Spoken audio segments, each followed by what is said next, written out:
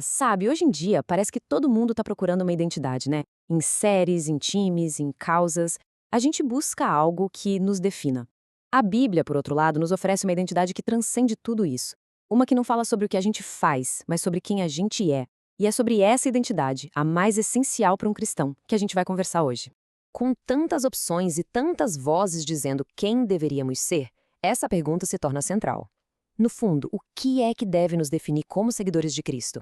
Qual é o nosso chamado principal? E a resposta, embora simples, é extremamente profunda. Nossa identidade primária não está nas nossas ações, mas na nossa essência. Nós somos discípulos. É esse o nosso ponto de partida. É isso que dá propósito a todo o resto.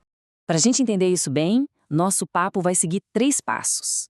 Primeiro, vamos olhar para a ordem e para o modelo que o próprio Cristo nos deixou. Depois, a gente vai mergulhar nos 3 pilares do discipulado, o tal do modelo KDK. E por fim, vamos ver como o equilíbrio entre eles é o que faz uma igreja ser de fato viva. Bom, tudo isso começa claro na Bíblia. Cristo não só nos deu uma missão, ele nos entregou um mapa, um verdadeiro manual. Ele nos deu uma ordem muito clara e um modelo vivo de como colocar essa ordem em prática. E aqui a gente tem os 2 lados da mesma moeda. Em Mateus 28 vem a grande comissão: ide e fazei discípulos. Esse é o quê. Já em Atos 2, a gente vê o como. A primeira igreja vivia em doutrina, em comunhão e em oração. Então, temos a ordem direta de Cristo e logo depois o exemplo prático de como essa ordem ganha vida no dia a dia. E é desse modelo prático da igreja primitiva que surge um ritmo, sabe? Um ritmo de vida baseado em 3 pilares essenciais. E são eles que formam a sigla KDK, que nada mais é do que comunhão, serviço e proclamação. Mas olha, não pense nisso como uma lista de tarefas, tá? É mais como um ciclo, algo vivo. A comunhão nos enche, nos abastece, o serviço nos conecta com o mundo lá fora, ele é a nossa ponte. E a proclamação é a nossa resposta, é o expirar, é o colocar para fora tudo aquilo que a gente recebeu. É um fluxo constante, a gente recebe para poder entregar.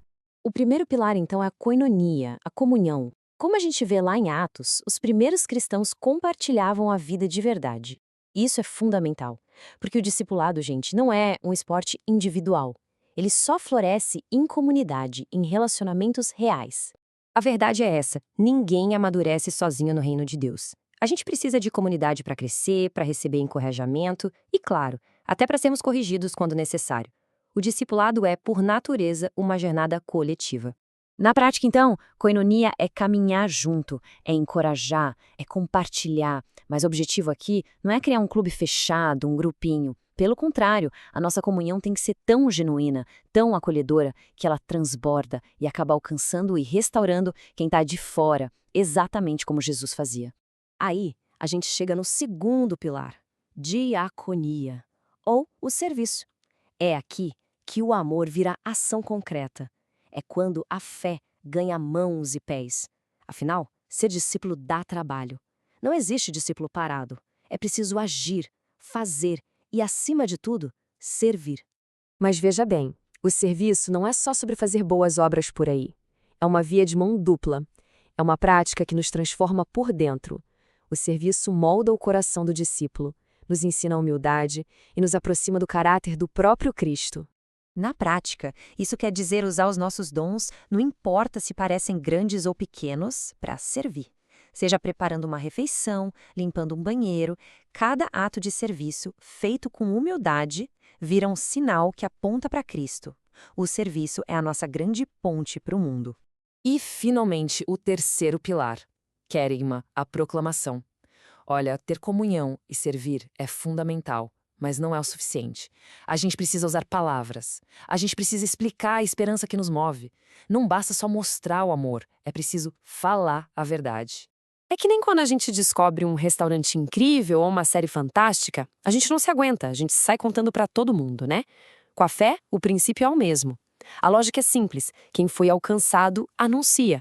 É uma resposta natural, entusiasmada, à graça que recebemos. Agora que a gente já conhece os 3 pilares, precisamos entender o ponto mais importante de todos, o equilíbrio, porque a falta de um único desses elementos não só enfraquece, mas distorce completamente a nossa identidade como igreja. O desequilíbrio é perigosíssimo. Comunhão sem missão vira um clube social fechado. Serviço sem a verdade do evangelho vira só uma ONG, um trabalho social.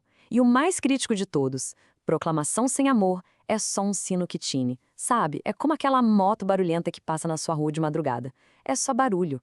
Incomoda, irrita, afasta, mas nunca atrai ninguém.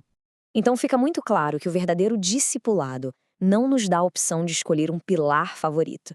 Ele exige a plenitude, a harmonia constante entre comunhão, serviço e proclamação. E quando esses 3 pilares finalmente funcionam juntos, em equilíbrio, o resultado é uma igreja viva. Quando a gente vive em comunhão de verdade, serve com entrega e proclama com coragem, aí sim estamos cumprindo nossa identidade. O foco muda de tentar fazer a igreja crescer para simplesmente ser a igreja. E qual é a consequência disso tudo? Atos capítulo 2 nos conta, o próprio Senhor acrescentava os que iam sendo salvos. O crescimento não era a meta, era o resultado natural de uma comunidade que vivia de forma autêntica a sua identidade. Então, a pergunta que fica é: o que estamos sendo? Um clube social, uma obra de caridade, um sino barulhento ou uma igreja que é, de fato, viva?